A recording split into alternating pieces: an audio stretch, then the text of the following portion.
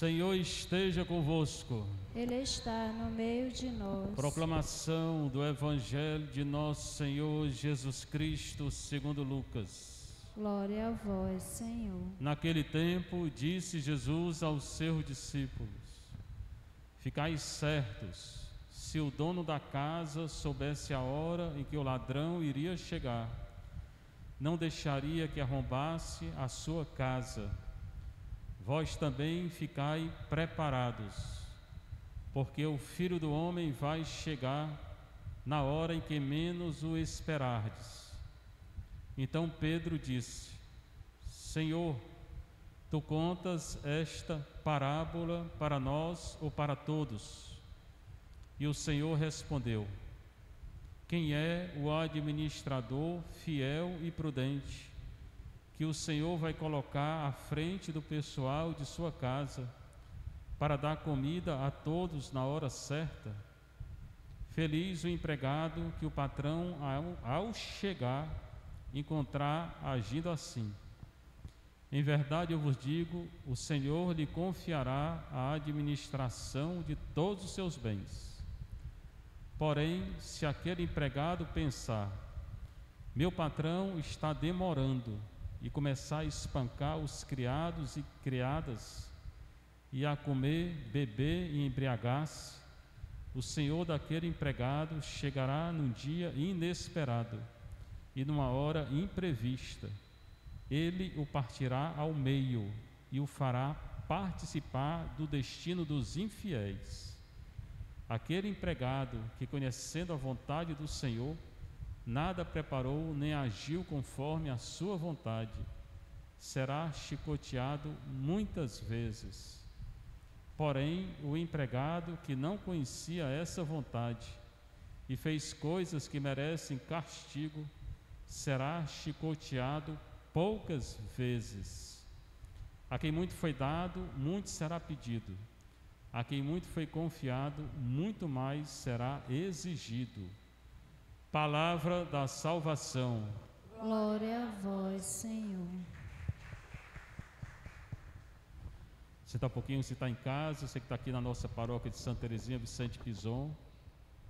As pessoas querem ser respeitadas e não respeitam. É engraçado. Não respeitam a igreja. A coisa mais importante que tem no dia é a missa. Aí fica aí, faz um bocado de coisa durante o dia e na hora da missa atrapalha a missa. Se você não quer participar da missa, respeite a missa dos outros. Viu? Pois eu vou saber o que é isso aí. É política? É? Eu sei que é o sítio. Você quer saber o que é? E agora toda noite vai ter zumba aí. Eu vou chamar a polícia para ver se acaba com a zumba. Porque só o que faltava mesmo. Eu vou fazer um ofício tranquilamente, né? Bom, Lucas 12, não vou celebrar na sacristia, porque com um barulho eu celebro, né? Lucas 12, 39 a 48. Quero saber se vão salvar com a zumba. Quero ver. Naquele tempo, hoje e agora, na hora que é anunciada a palavra de Deus, acontece no coração que acredita. Disse Jesus aos seus discípulos. Jesus está falando com os discípulos, né? Hoje, quem quer seguir Jesus e não atrapalha a missa dos outros, não é discípulo. Ficai certos, se o dono da casa soubesse a hora em que o ladrão iria chegar, não deixaria que arrombasse a sua casa. É verdade. O ladrão chega numa hora que a gente não sabe. Se a gente soubesse a hora que o ladrão ia chegar, a gente ficava vigiando. Ou mais, fechava a casa toda, para não deixar o ladrão. Mas nós não sabemos a hora que o ladrão vem. Só que aqui, Jesus está dizendo isso para que a gente fique preparado. Porque o ladrão aqui é ele. A qualquer hora ele vem. Ou nos chama, ou ele vai voltar a qualquer momento para o juízo final. Aí eu quero ver, né? vai julgar tudo. Vai saber quem está atrapalhando missa. Na hora da missa, está atrapalhando toda a comunidade. Né? Ou você vai morrer. Qualquer momento a gente morre. Então, como eu não sei a hora, nem que eu vou morrer, nem que o Jesus vai voltar, eu tenho que estar preparado. Como é que se prepara? Dançando zumba? Eu acho que não. Confessando, comungando, rezando. É assim que a gente se prepara. Acabar aqui, eu vou descer lá e vou até lá. Porque o Filho do Homem vai chegar na hora em que menos o esperardes. Então está falando do retorno dele.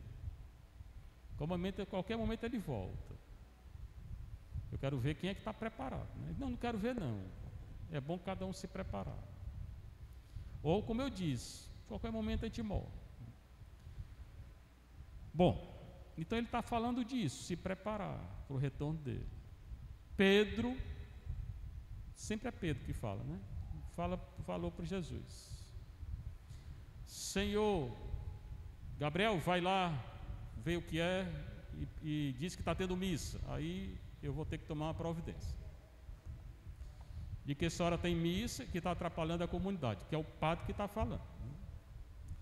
Aí servir para nada não, mas pode ir lá.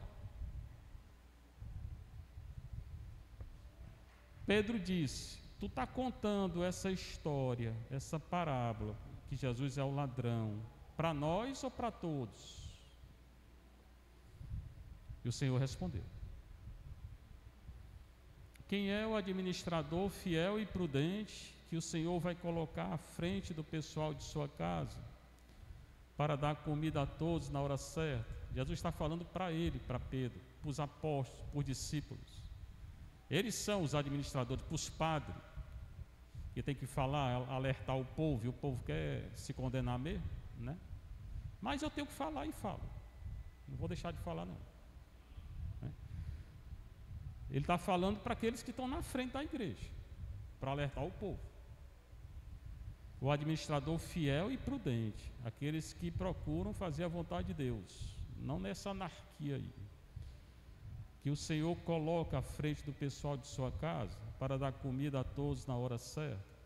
Feliz o empregado que o patrão, ao chegar, encontrar agindo assim. Se o patrão, que é Jesus, voltar, que é o ladrão, voltar e encontrar a gente agindo de uma maneira fiel, a gente vai receber a recompensa. Se não, pode ficar pulando zumba aí até quando você quiser, mas se você não for fiel, no céu você não vai entrar não. Né? Feliz o empregado que o patrão, ao chegar, encontrar agindo assim. Em verdade, eu vos digo, o Senhor lhe confiará a administração de todos os seus bens. Ele vai dar uma recompensa para quem for fiel.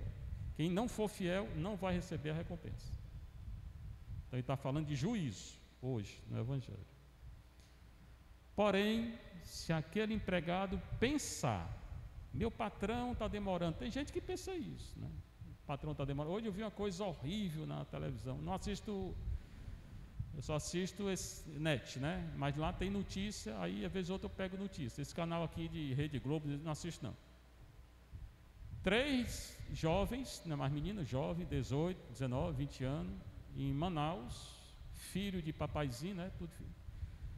Bebendo, saindo, tudo rico, saindo aí no carro, atirando, jogando álcool em cima dos pedintes na rua, tocando fogo.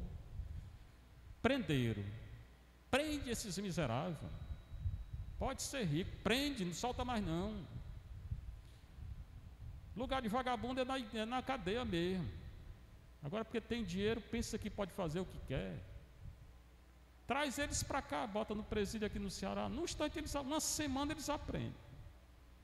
Uma semana só eles vão aprender. Dá uma semana para eles. Desejo que não solte eles. Que o dinheiro do pai deles não sirva para nada. Só que no Brasil não é assim, porque tem dinheiro vai soltar. Merece ser preso e não sair, para criar vergonha. Né? Pois bem, faça isso, você vai ser julgado. Hoje família não dá educação a menino, porque tem dinheiro. E o dinheiro vai levar para onde? Teu dinheiro? Para botar menino para fazer isso? Pois bem. Então, nós não sabemos a hora que o Senhor vai voltar. Muita gente pensa isso, meu patrão está demorando. Na certa, esses meninos nem pensar eles pensam. Nem pensar eles pensam. Mas tem gente que pensa, não sei quando é que eu vou morrer, posso fazer o que eu quiser. Faça. Qualquer hora você vai. Ou Jesus vem. Aí você vai ter que responder, né? Meu patrão está demorando, e começar a espancar os criados e criadas, a fazer coisa errada, a comer, beber, embriagar-se. O senhor daquele empregado chegará no dia inesperado. Jesus vem no dia que ninguém está esperando, é como ladrão que entra numa casa e ninguém sabe. E numa hora imprevista, então é bom se precaver. Com a confissão, com a comunhão. É outra coisa que eu já falei aqui na igreja. E aí a responsabilidade é dos leigos. Aqui nós temos visita aos doentes, tem vários ministros. E domingo é o dia do padre visitar. Uma pessoa que tem mais de 60 anos, ela já deve receber a unção dos enfermos. Começou uma doença, já deve receber a unção dos enfermos. A família não faz isso, o responsável é a família, não é o padre não. Aí acontece alguma coisa, corre para o hospital, a pessoa está toda entubada, chama o padre. O padre não tem obrigação de ir no hospital não. Principalmente aqui, que eu estou avisando. Domingo é o dia para visitar os doentes. E as pessoas com mais de 60 anos já podem receber a unção. Mas levam a religião na brincadeira muitas vezes. Aí ficam tudo doido na hora que acontece alguma coisa. Chamando o padre para cá. A unção dos enfermos não é extrema-unção. Começa o erro daí. Não existe extrema-unção na igreja mais. Existe unção dos enfermos. A pessoa recebe a unção com consciência. Não é quando está entubada morrendo. E as pessoas fazem tudo errado. Depois bota a culpa no padre, né? O padre tem a obrigação de dar unção dos enfermos, não é extrema unção não. Pode dar extrema unção também, mas uma pessoa preparada. E as famílias não fazem isso, não preparam, né? Então, aqui todo domingo é para me atender doente. Não posso estar correndo em hospital toda hora, não. E aí a responsabilidade é da família, não é do padre, né? Porque o padre, já avisei outras vezes, estou avisando de novo, né? Pois bem, então muita gente fica assim, comendo, bebendo, embriagando, sem respeitar a missa, como esse povo daí do lado, né? O senhor daquele empregado chegará no dia inesperado e numa hora imprevista. Ele o partirá ao meio e o fará participar do destino dos infiéis. É o juízo, isso aqui é uma linguagem de juízo. Aquele empregado, e Jesus vai além acerca do juízo. Quem conhece a vontade do Senhor e não faz, vai receber um castigo muito severo. Por exemplo, nós que andamos na igreja, sabemos que devemos confessar, sabemos que devemos comungar e não fazemos, o nosso castigo vai ser muito cruel. Quem não conhece a vontade do Senhor, o que vai salvar muita gente aí é porque não sabe que está errado, né? A ignorância. Muita gente vai acabar escapando por causa da ignorância. Mas se souber o que é certo e o que é errado, se fizer, o castigo é pesado. É o que Jesus fala no final. Aquele administrador, aquele empregado que, conhecendo a vontade do Senhor, nada preparou, nem agiu conforme a vontade do Senhor, será chicoteado muitas vezes. Porém, o empregado que não conhecia essa vontade e fez coisas que merecem castigo, será chicoteado poucas vezes. A quem muito foi dado, muito será pedido. Tem até uns gritinhos, né? A quem muito foi confiado, muito mais será exigido.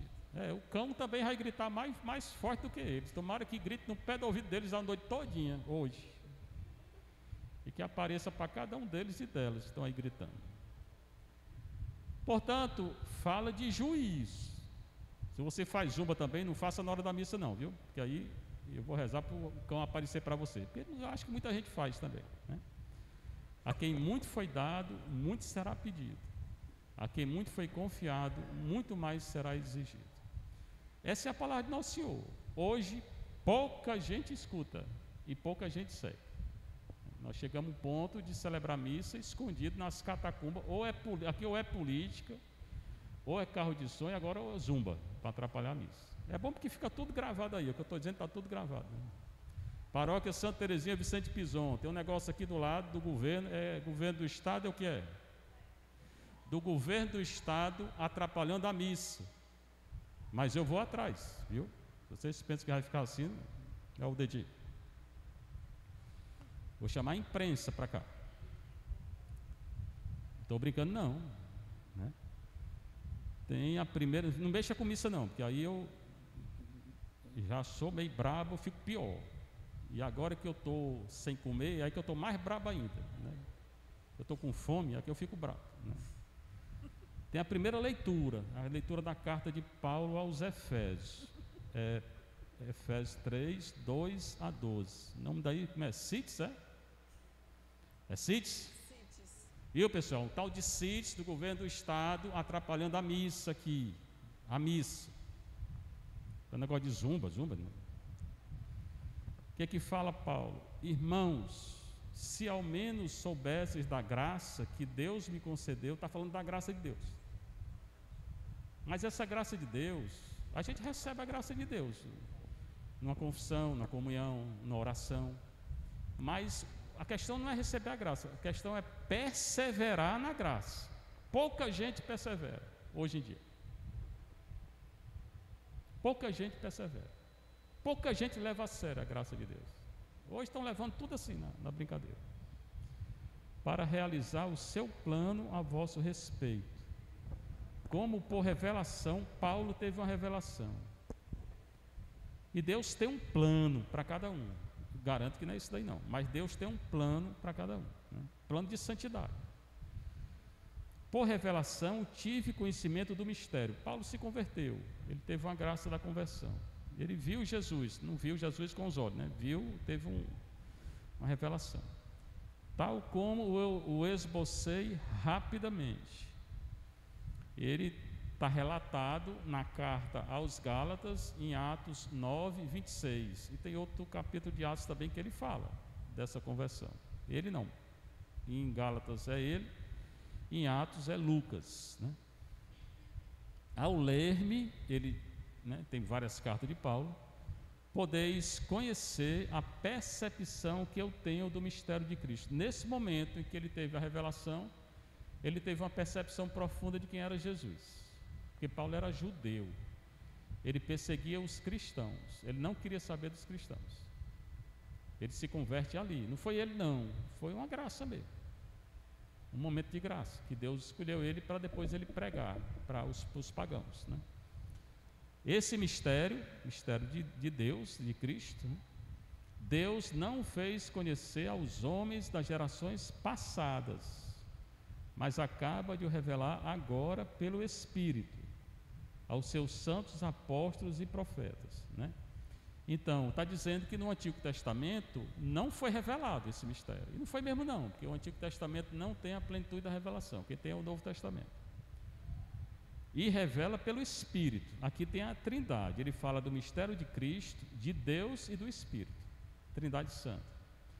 Aos seus santos apóstolos e profetas, Deus revelou aos apóstolos e revela ainda hoje aos profetas.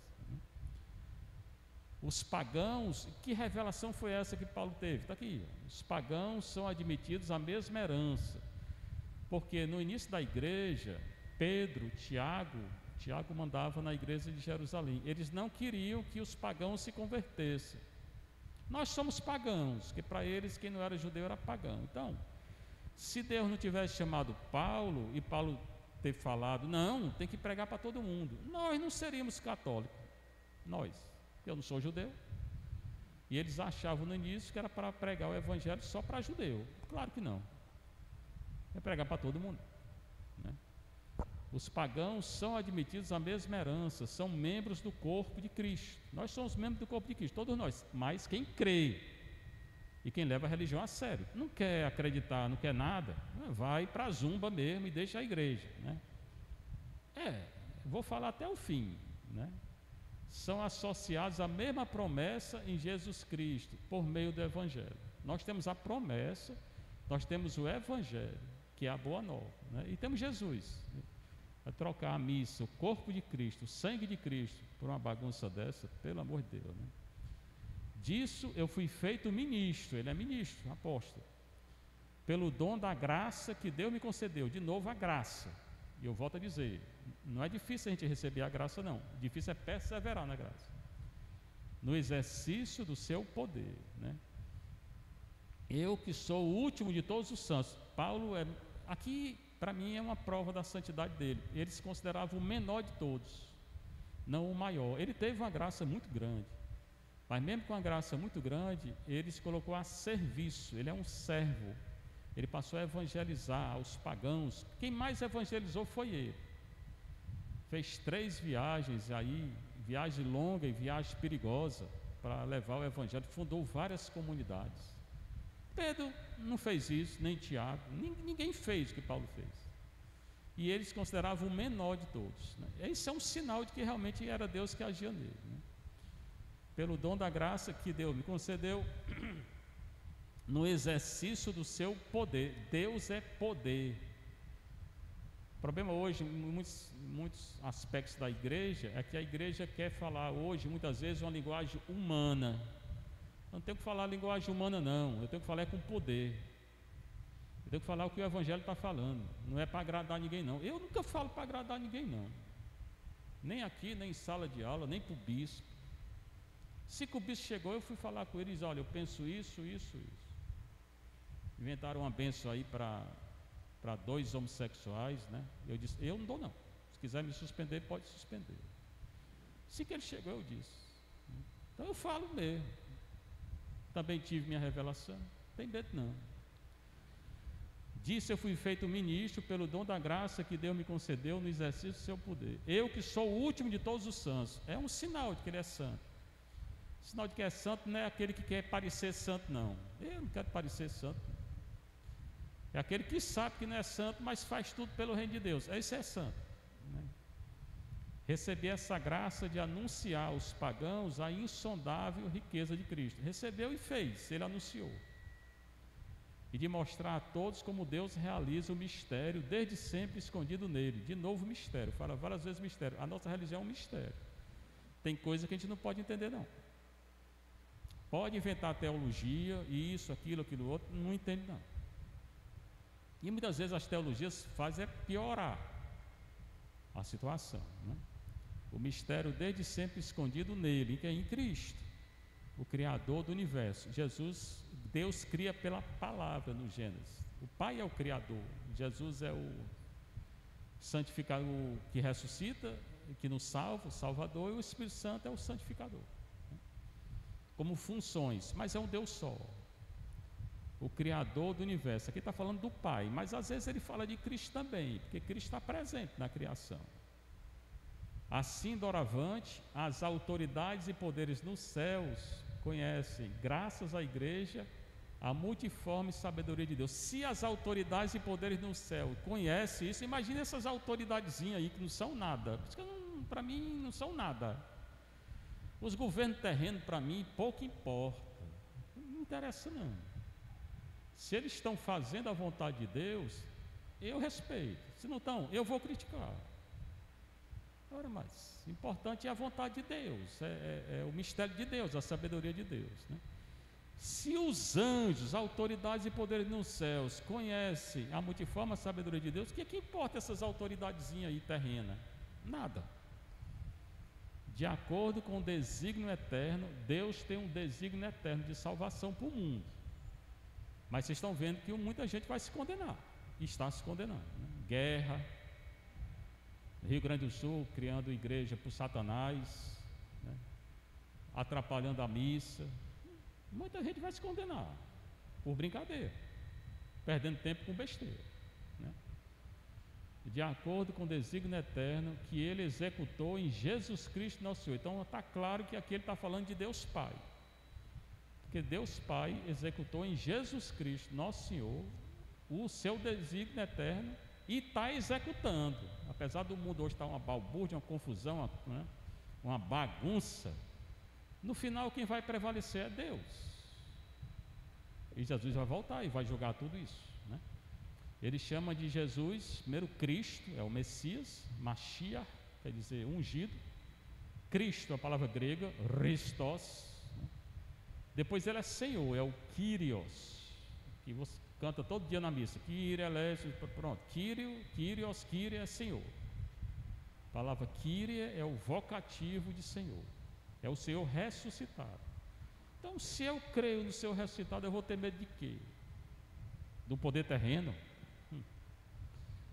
Em Cristo nós temos, pela fé nele, desde que acredite, tem que ter fé, a liberdade de nos aproximarmos de Deus. Essa é outra questão, a liberdade. O mundo pensa que liberdade é fazer o que quer, na hora que quer e do jeito que quer. Está aí. Eles pensam que liberdade é isso. Você não tem o direito não de atrapalhar ninguém. A liberdade para o cristão é fazer a vontade de Deus.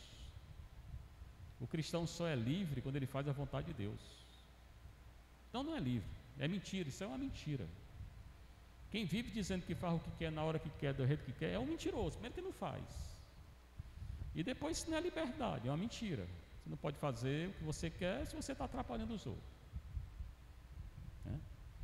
Então a liberdade para o cristão e para o católico, mais ainda, é fazer a vontade de Deus, de nos aproximarmos de Deus com toda a confiança. Aqui ele associa a liberdade, a aproximação de Deus e a fé.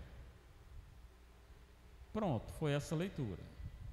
A partir de amanhã, se tiver essa bagunça, eu vou celebrar na sacristia, estou avisando, até resolver.